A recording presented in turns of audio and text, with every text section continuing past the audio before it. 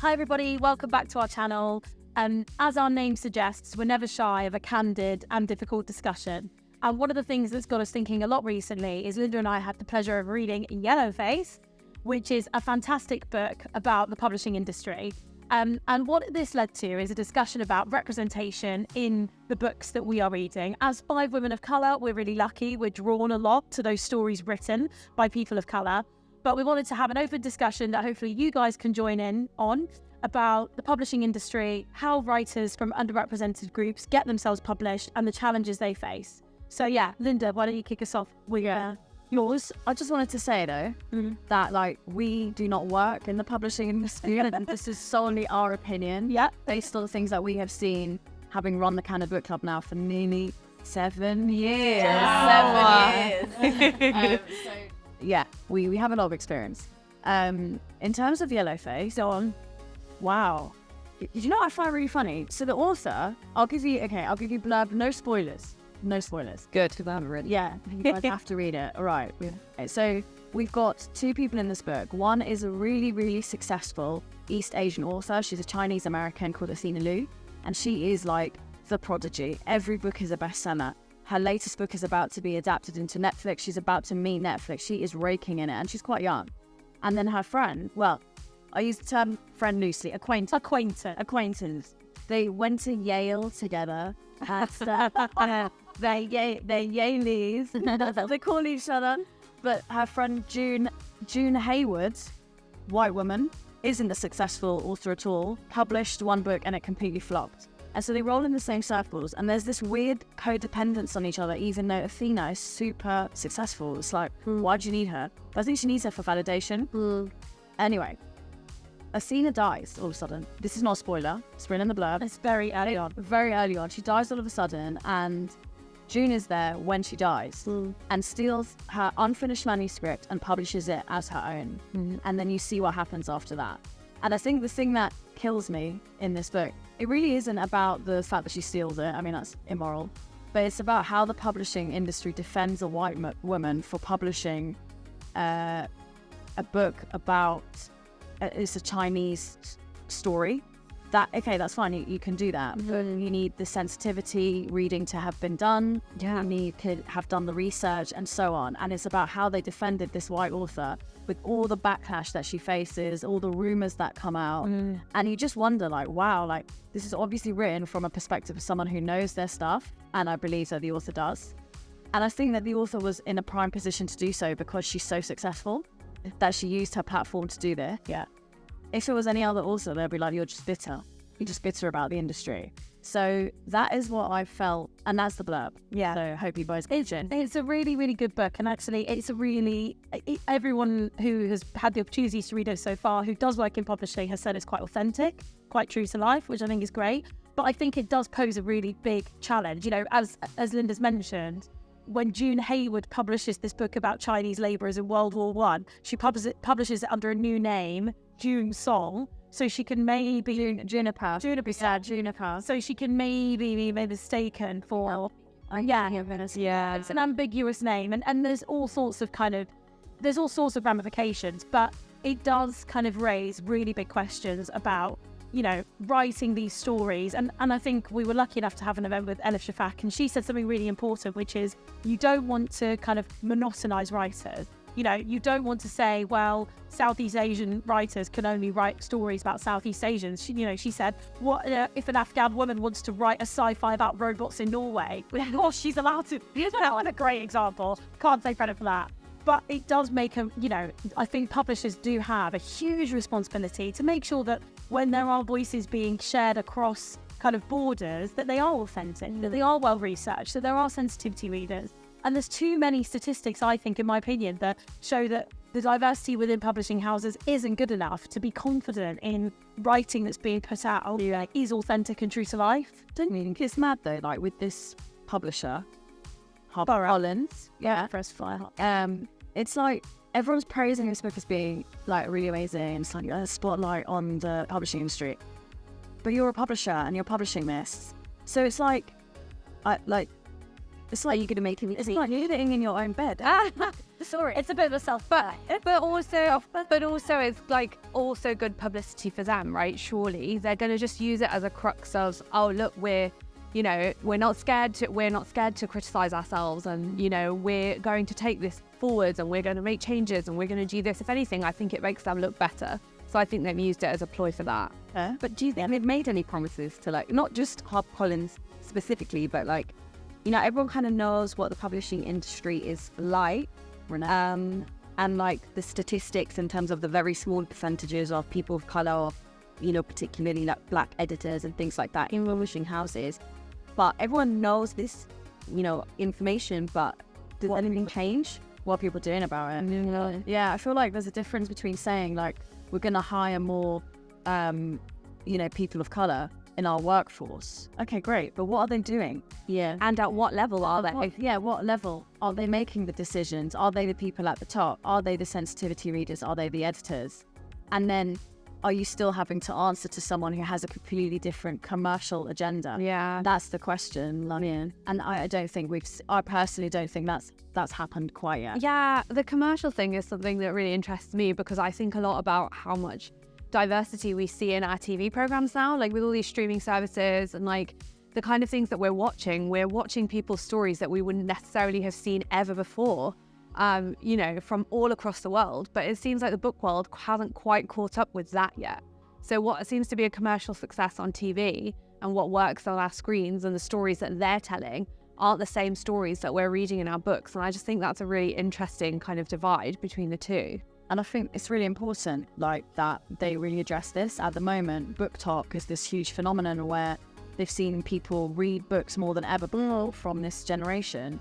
A paperback at the moment is $8.99, which is costly, right? But it's cheaper than going to the cinema, which is what we would have done back in the day. Yeah. So if loads of people are reading and that's your readership, you've got to improve the content that's out there. Otherwise, people are going to use that as gospel and, like, And that, I guess, is part of the challenge. Like, Book Talk has got very specific genres that do quite well on there. And, publishers are constantly nervous. They don't want to be, Netflix is a difficult model to replicate in the book world. Yeah. You pay a flat rate and you can watch whatever you want, but, are you going to go see a terrible film in the cinema and pay 20 quid for it? No. Are you going to watch a terrible film at home because you already pay your subscription? Sure. Yeah. Books are risky exercises because it costs so much to produce them. Not nearly all movie money, obviously, but it's such a risky process that actually I think what would be great is if Book Talk kind of flipped it all on its head and went, let's channel and champion these things that perhaps people don't view as particularly commercially successful, and go, well, actually they are, because there is a readership for them. People would love them. Definitely. I just think, like, it's on book bloggers, book readers, things like, YouTube, Instagram, all social media platforms to really promote books that you wouldn't usually see. So, that's why it's really important to champion. And in all honesty, that's the kind of thing I love to read. I don't know about everyone else, but I love reading stories that aren't from where I'm from or about what I know. I want to use books to learn and expand my mind, and I feel like everyone should be reading for that purpose. But that's how I felt. That's how I felt reading The Dust Child by Gwen Van, because reading about Vietnam and then knowing that you were going as well, it made it sound so, like, beautiful. You get a real insight into the way that she's described the country and, like, the challenges the country faced and, like, war and everything and how it's shaped. And it was so nice to read something so different to what I know. And you feel like you're kind of educating yourself, even though it's still fiction. And I think that's what I love about those types of books. And what was really great is that she had the diacritics in the book. So you're getting, like, that authentic language, and even though I don't understand it, and what I especially liked is you don't have a direct, like, glossary or translation of what's being said, but you still get the gist of what's being said. It gives you, like, a nicer feel. It feels more authentic and genuine, and you, like, feel like you really do get to know the characters in that way. And I think that's really important. And she said that that's something that she really pushed for in her books, because we've heard from other authors where they've had to put in a glossary and we're like, it's so unnecessary, you don't need it, it's not a big deal. Credit to your readers, credit to your readers. It can use context to understand what's going on. But time and time again, how many authors have we spoken to where they've said, oh, editorial has made me put this massive glossary in, or I had to explain that. Take out the native language. Yeah. Take one. One book that we read was what one was it? And she was explaining all the food and Yinka, where is your house? Yeah, that one. I think the premise of the story was good. Like, you know, the story made sense. You know, it just missed the mark because of the explanation. Yeah, because it was not written for the people that it's written about. Yeah. And this is the other thing. So I'm going to use myself as an example. I'm a British Egyptian person, right? So if I'm writing a book about, I don't know, a British Egyptianness, am I writing it for the white person that's going to read the book, or am I writing it for my fellow British Egyptian readers?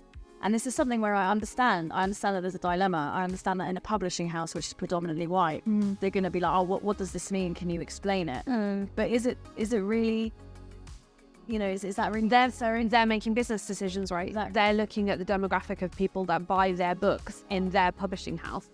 And so they're looking at who they are and what they want to read and what supposedly want to read more of. Exactly. You know? And you can't go too one way because you don't want to alienate the reader. Yeah. And then you can't go to the other way because then you're basically handing it on a plate. Yeah. It's a lot. It's a dilemma. And we don't work in the publishing industry, so and I'm not much of an impact it will have. Yeah.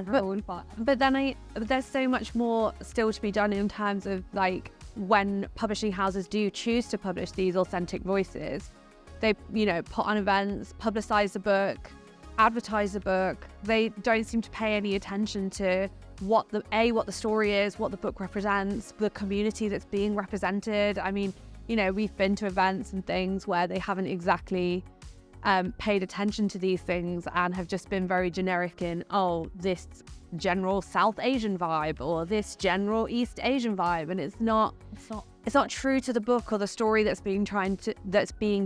So we got invited. Yeah, go on. I'm gonna say so we were invited to an Indian restaurant to promote or like sort of, I mean, it was like a celebration I think around the publication. Like, the author, we were invited to eat the food, but then in the book they talk about jalebis specifically. Like the young boy loves jalebis in the book, and it's, you know, but when they're giving you the PR package, it's just like a generic box of like Indian sweets. And when I took it home and opened it up, I expected obviously to see jalebis in there, and there wasn't one. And I was like, you kind of just missed a mark on that. Like, you so easily just could have like given everyone a jalebis, and it would have tied in with the book so much nicer, and it just attention to detail. But again, all of the people who were there in terms of the editors, publishers, and their representatives were like not people of color.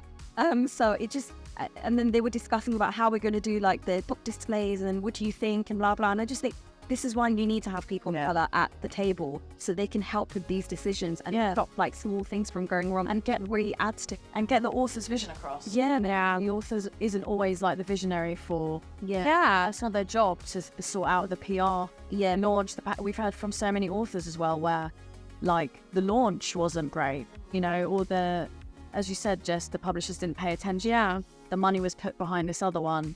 The cover didn't come out very well, you know, because it wasn't their choice and it looked like another one. And we all judge books by their cover. Yeah, that's a fact. Whether you like it or not. So, you know, you got to get these things right. I mean, for me, it's the sensitivity reading. That gets me every single time. Yeah, for sure. And also, what I'm always also interested in is like, how do we come across these books when they do get under the radar? Like, for example, Tanya, you love like As Long as the Lemon Trees Grow, which some of us are reading at the moment. How did you come across that? Like, how did it enter your radar? We went to Book Talk and we saw, was it the Arch? Yeah, and then I think we sent a picture in the group and Linda was like, I want that book. So it proves the point. Yeah, it matter. Like, it does. You, as a reader going into a store, it mattered that there was an effort made into a display to champion something by an author. And it's a brilliant book about the Syrian civil war and the experiences happening there. But without that kind of little bit of attention, come across it? No. I don't think I would have picked it up unless one of you guys would have told me about it. And having said that, it's doing really well. And I wonder, like, obviously the book is great. And it's written really well, but the publisher is also paying a lot of attention to it. And so you wonder, like, this is probably not the first book of its kind published in this publishing house. why this and not that? Yeah. I'm not specifically talking about this, but you know, this is the same publisher that published Susan Abelhauer's book. Yeah. And she writes about the Palestinian struggle, completely different. But I remember picking up her book by random about 5 years after it came out, her first one. And, you know, I didn't see any hype about that. I didn't see any books like that in Conversely, yeah. there are other books that we read that definitely don't deserve the airtime. Oh, Yeah. here we go. And are getting them. And continue to get them. I guess we're going to name this one, right?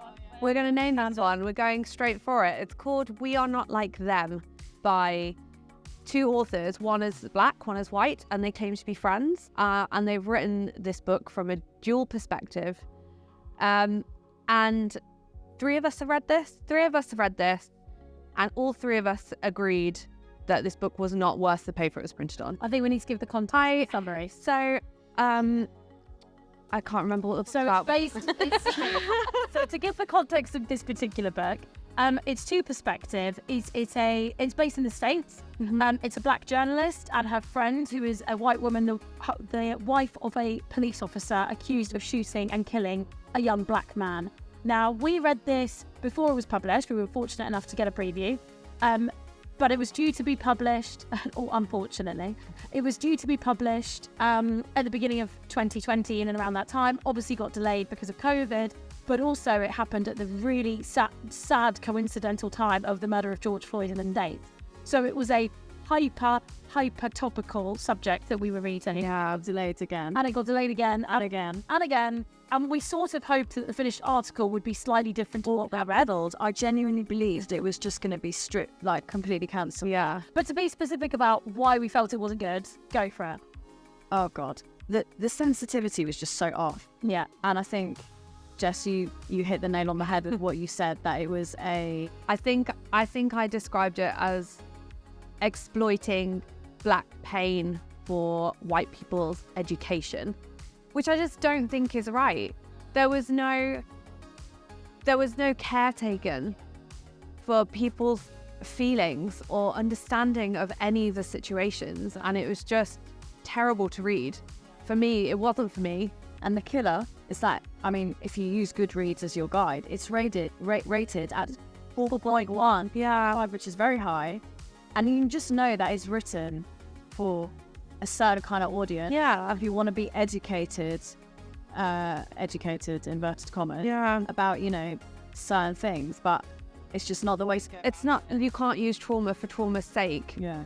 to teach people about racism. It's not right. Like, Yeah, I think the danger with a lot of these books is they're kind of monoliths. Is that the right word? Where you're kind of there's no complexity. There isn't much depth. yeah. There's no grey. Like, it's very black and white what's happened. This man has shot this kid, and this person is a journalist covering it, and she's in a dilemma because it's her best friend's husband that did it, and it's so ungrain, which actually is not very helpful in circumstances like this at all. The worst thing is, right, like, there's so much backlash. Yeah. I mean, I think there was backlash from anyone we see about it. Yeah. There seem to be, I don't know, thousands of authors and a 4.1 rating that says otherwise. But then they are publishing another book. Yes. The 2 people, and the premise is even worse. I don't even remember it. About a baby being left on a park. Yeah. White baby left on the park, and the black lady comes and saves the baby. So the baby is blonde haired and blue eyed, and the woman who takes the baby in is obviously black. And so, yeah, chaos. We will, of course, be reading and reviewing because we think it's important to read stuff we don't like and don't approve of. That is important, actually, Tanya, just to bring you in a bit more. Yeah. Like, about reading stuff that you don't like as much as you do like. It does help with this kind of conversation. Yeah. Anything to add? I feel like you've been really quiet. I want you to say. I was just listening. I didn't know anything to say to you. But what's your opinion on reading stuff you don't like or don't approve of? I don't usually read books that I don't like unless it's something that you guys have recommended. But I think, I know, but we spoke about this last time, and I think it was us 2 who said that we just cut it off. Yeah. I don't think I'd read any of these books. I'll leave that to you guys. With Yellowface. Yeah, but Yellowface sounds interesting. The other 2 don't, so I don't see the point in me wasting my Goodreads reading challenge. I do want to read it just because I started reading We Are Not Like Them, and even just the characters just seemed really annoying, so I really get through it. And then these little, it's rubbish. Yeah, But I think there's a difference though. Like, I don't finish stuff that I think is rubbish. Yeah. I think the problem with this one was like it was good writing, but just a really bad book. There's a slight difference. I'm not even sure about that. I feel like the characters were very flat and one-dimensional, and there wasn't really any... a weird dynamic. Like, they were supposed to be really good friends, but I felt like, are they really friends? Do they like each other? And this was in the first chapter when they're just meeting for drink. Or are you really... Yeah, like... the vibe that I got. But this one, it sounds terrible. the lady who picks up this white... Why are the babies always blonde-haired and blue-eyed? Like, white people...